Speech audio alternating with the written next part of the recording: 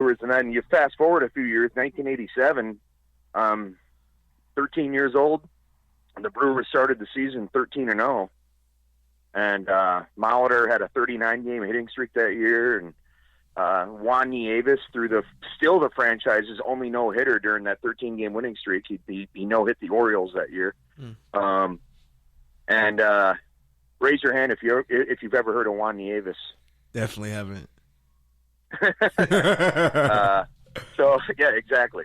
But I just fell in love with the Brewers when I was a kid. My grandparents would make fun of me because I'd be doing stuff in the yard and helping them out or whatever, and I collected baseball cards, and I would just memorize the stats of all these players across the league off the back of their baseball cards, and then we'd be listening to a game or whatever, and I don't know, they could be playing the Angels, and Tim Salmon comes up to bat, and I'm just like, oh yeah, Tim Salmon hit 278 last year with 13 home runs. I have no idea if that's right, but I would just spout this stuff off, and my grandma was like so impressed. She's like, Ronnie, how do you know all that? So that's really where my love of baseball and football stemmed from. Really didn't pay much attention to hockey until, because Wisconsin doesn't have an NHL team. But that seems weird. I feel like the one place they would have it. What's that? I feel like that'd be the one place they would have hockey is in Wisconsin. The University of Wisconsin hockey program is very good, but yeah, they just don't. They have an AHL team in Milwaukee called the Admirals. But do people get really drunk and say obnoxious things? I've never been to a Milwaukee Admirals game. I grew up in La Crosse, which is on the opposite side of the state. So yeah, I heard minor league hockey is like the best shit talking in all of sports. Like, do they throw frozen cheese at you and like give up a goal? I want to know that. I don't know. I hope they do. I went to a Peoria Rivermen game in Peoria, Illinois, a couple years ago. I actually got a puck at that game. It was that's pretty cool. The puck came up into the Rivermen bench, and the backup goalie just tossed the puck to me. That was pretty cool. It stayed like ice cold for like an hour. Did you put your beer on it? It's like a little coaster. Huh? Did you put your beer on it, like a little underneath coaster? Oh, no. No, I actually put it in my back pocket until I realized that was a mistake because my butt was so cold. I really kind of fell in love with hockey in 1993. I was in the Marine Corps and was at Camp Pendleton. Thank you for California. your service. Thank you. And in '93, the LA Kings went to the Stanley Cup Final, and so there again, and they had Wayne Gretzky and Rob Blake, and there again, though, the team that I wanted to win the championship lost to Patrick Roy and the Montreal Canadiens. But then in '96, I had married a woman from Colorado. She's the mother of my children, and we had religious differences, though, so the marriage didn't work out. I'm Catholic, and she was the devil. But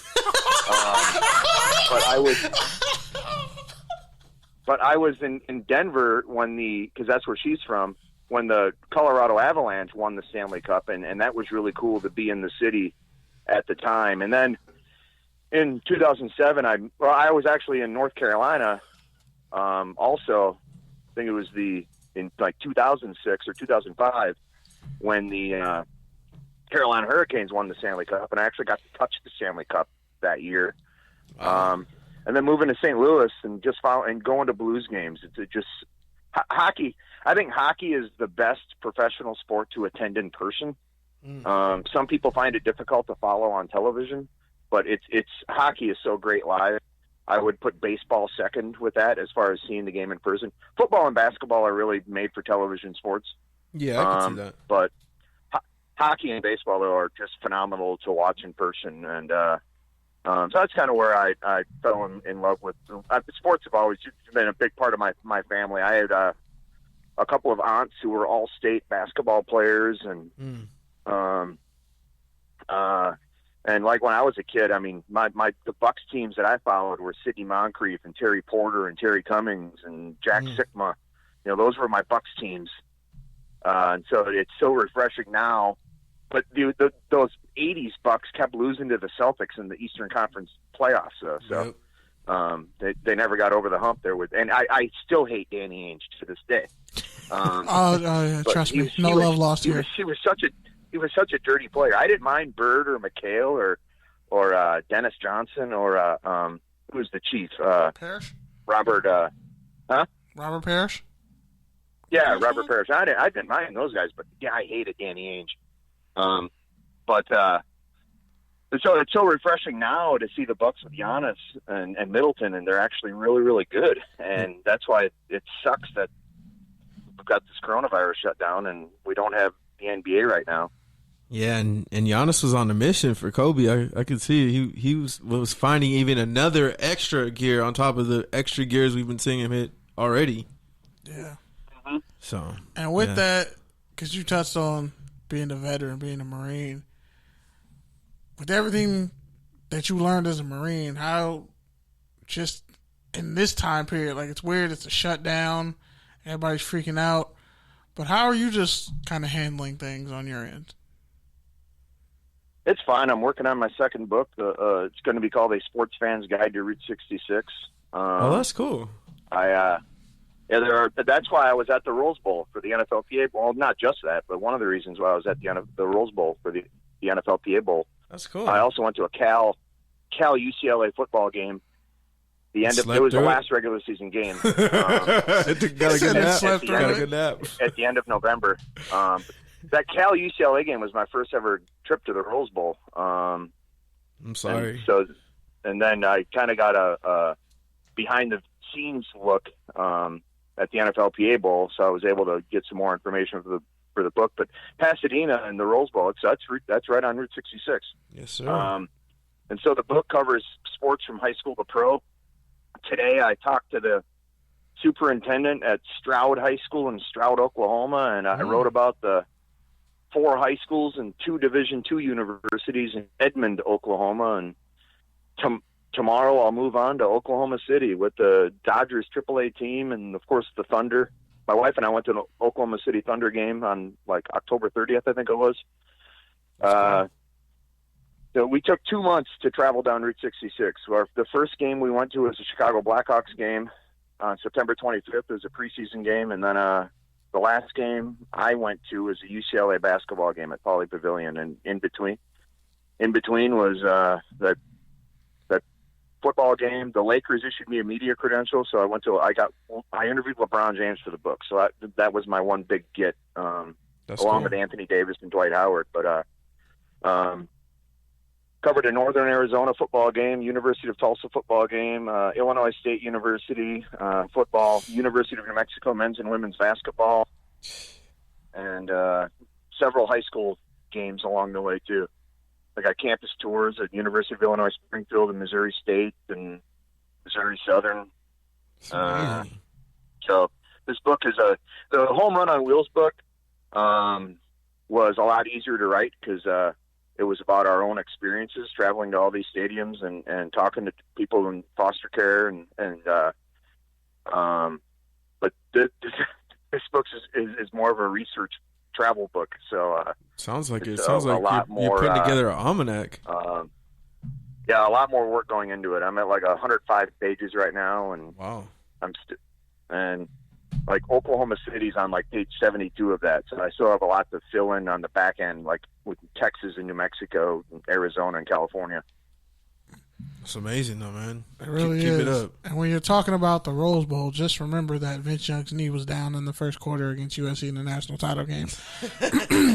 I don't get it that in depth but I do mention that the Rose Bowl is the only stadium that's hosted an Olympics, the World Cup, and Super Bowl. Wow. Even though UCLA's never winning a national title in football, I think we can all agree on that. Walking into Pauley Pavilion and seeing all those basketball banners is a pretty surreal moment. Walking into Pauley Pavilion, I felt like the first time I ever visited Lambeau Field. It just had chills. It was majestic. See where Kareem and Walton and Westbrook and so all the great players that have come through UCLA, they played in that. John Wooden coach there, That it was just.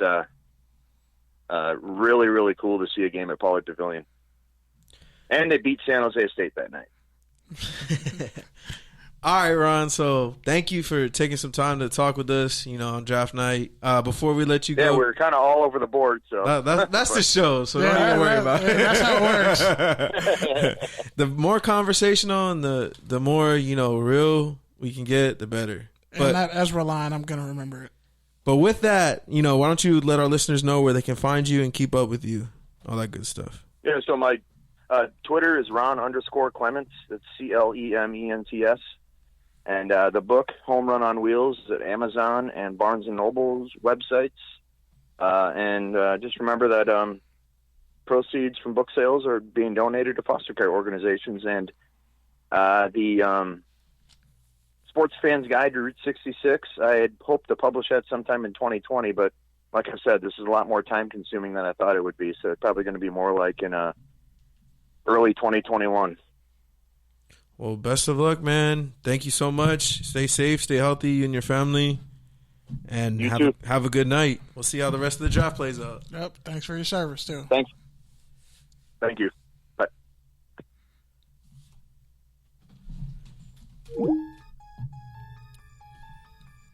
Can we get a round of applause for Ron, please? It's up there on the left. Shout out to Ron, man. That's a real interesting dude. Like Kenny talked about, we met him in the press box. He was getting his little jokes off with all of us as well as security. But it started out slow. It was like just him getting the work. He kept working it though, because a couple people would laugh and chuckle, and then once we realized, okay, it's just us in here, the mood lightened up. Then we just all kept going. But yeah, I mean, as security guard, how he handled him at the end of the game was really weird. It was just kind of not called for, but he got him. But yeah, and Kenny never really finished his intro. But as you can see, a real well-rounded, sports fan, writer, and really expert. Like as you can see, he's putting together a almanac, which I honestly would really read that book, because obviously being from the IE. Like, Route 66 is close to my heart. Because he's going to bring up Riverside and all those great former athletes, high school athletes that nobody talks about. But something like that. Riverside low-key had, the way the inner city has, a lot of playground legends, Riverside got a lot of legends. John Muir was nothing to fuck with. But I mean, just in general, Route 66 is just, yeah. That's the reason why that area exists. It's another stopping point. It's another part of that. Indeed. So obviously he's doing a ton of research, and so I would really read it, because maybe one day I would want to make that trip. And yeah, you might want to be like, no, what? Gonna have a sports road trip. Just you want to take your kid. That's history. Yeah, that's like amazing. Obi's book. That's amazing. That's culture right there. By the way, Obi's book is called Bounce beautiful. Beat Baby. So if you want to get Bounce Beat Baby, History of Go-Go, both those books.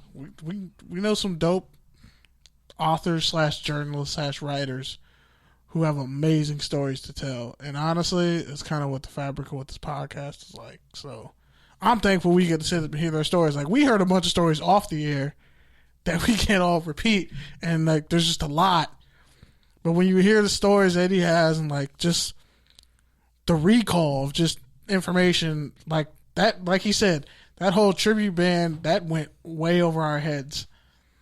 I was like, wait. No, he said it's an alternative band from the 90s. Yeah, see? Went over our heads completely. I was like, wait, am I the only person who gets the Boise State jokes? And he's like, no, it's actually a real band. I was like, oh, wow, okay. That's fantastic. And honestly, Ezra Cleveland's probably going to go to the Colts in the second round tomorrow. But whatever. But yeah, man.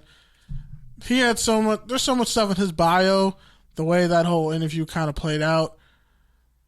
That's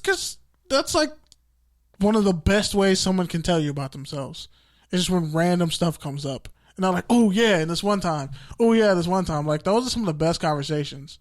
You just sit back and listen to somebody, and you're like, damn, I kind of just want to hear you talk all day. But let's get to the NFL for draft. The first round is over. 2020 draft. now that we've had a chance to calm ourselves, shout out to Jordan out there.